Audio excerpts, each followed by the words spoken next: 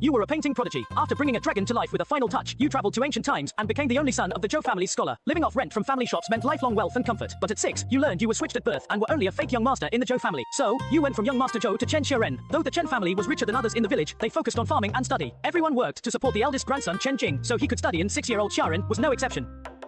As expected, no matter the era, those who toil are always just beasts of burden. Sister-in-law, Xiren has been lying in bed for 2 days already. Isn't it time for him to get up and do some work? The two of them lived a life of luxury at the Zhou families, but as soon as they returned to our home, he hurt his leg while working. He needs time to recover. He's lying at home, but do you think the rice in the fields will just walk itself back to the house? If we don't hurry and harvest the grain while the weather's right, what will our family eat? So the whole family is relying on a 6-year-old like me to put food on the table. If you're worried the work won't get done, then your daughter can come help us in the fields too. I still have to embroider handkerchiefs to sell for money so Qinwei can study. How could I possibly have time to work in the fields? Once Qinwei passes the imperial exams and becomes an official, your whole branch of the family will benefit too. So what's a little hardship now? The rule in the Chen family is we help descendants study for exams. Chen Qingwei, our hope. Even if third branch is unhappy, they accept. Otherwise, they'd be unfilial, since our ancestors wanted us to study and take exams. Do you think we're some kind of wealthy family? If you want to study, then study. Our family can afford to support a scholar. Then let the whole family support me in my studies. What did you just say? The ancestral rule of the Chen family is to support the descendants in their studies. I am also a descendant of the Chen family, so of course I should be able to study too.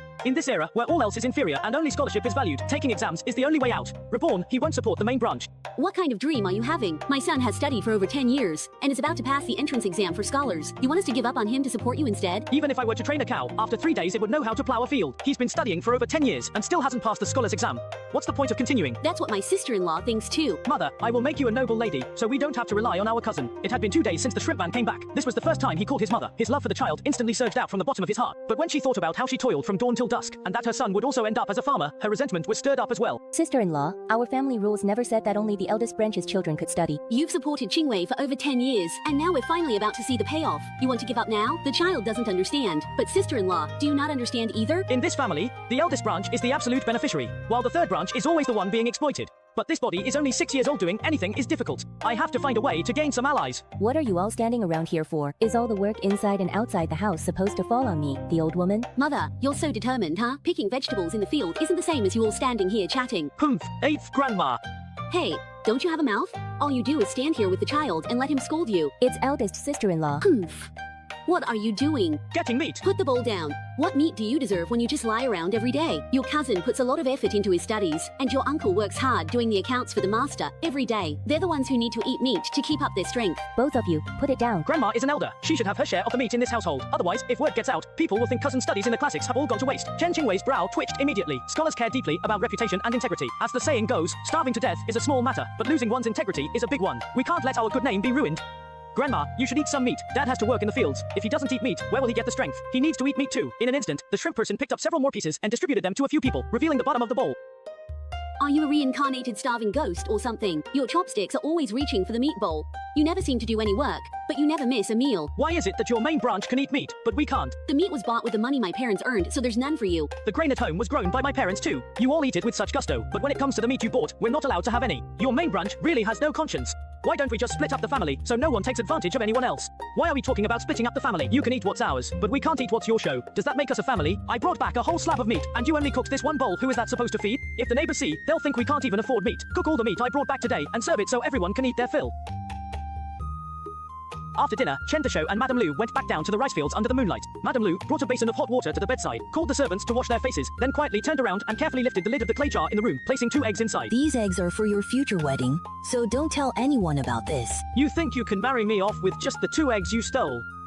You're only 6 years old. You've got 10 years before you need to get married. 2 eggs a day can be exchanged for 2 copper coins. In a year, that's several hundred coins, and in 10 years, it'll add up to several taels of silver. A year is 730 coins. 10 years is 7,300 coins, which is 7 taels and 3 kian of silver. You can calculate that without even using an abacus. The teacher at the Zhou family always praises me for being smart, says I'll definitely have a bright future if I keep studying. When that time comes, I'll buy meat for grandma every day, and buy her gold bracelets to wear.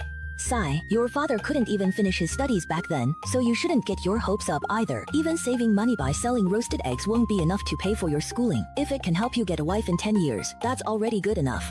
Why didn't my father finish his studies? Your grandfather, relying on the family's financial foundation, studied for 20 years but never earned an official title. Later, with a wife and children to support, his dream of passing the imperial exams was worn down by life and eventually shattered. He had no choice but to find work as an accountant in the county town. He sent all 3 sons to school, and when the family's money ran out, he sold land to keep them going. By the time the old man passed away, the family was left with only 16 yu of farmland. At that time, your eldest uncle was 18, married with a child, and inherited the old man's accounting job. The Chen family's affairs fell under the eldest branch. Your eldest uncle wanted to support his son's education, so he forced your second uncle and your father to return home and work the fields. Your second uncle couldn't stand the injustice and left home with only a bag. Your father was just 10, left in the Chen family to work like a beast of burden, supporting the eldest branch until now.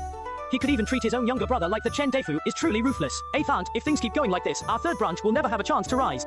Once your brother Qingwei passes the imperial exam and becomes a scholar, our whole family will gain respect, and he'll definitely look after you then. They weren't even willing to spend any silver for my father's wedding. 8th aunt, do you really believe they'll treat us any better in the future? Just because my father was born 10 years later, does that mean our family has to work like slaves for the eldest branch for 2 or 3 generations? Lu Shi's expression grew complicated, and she said nothing more. The conversation here came to an end, but over at the main branch, the discussion was still ongoing.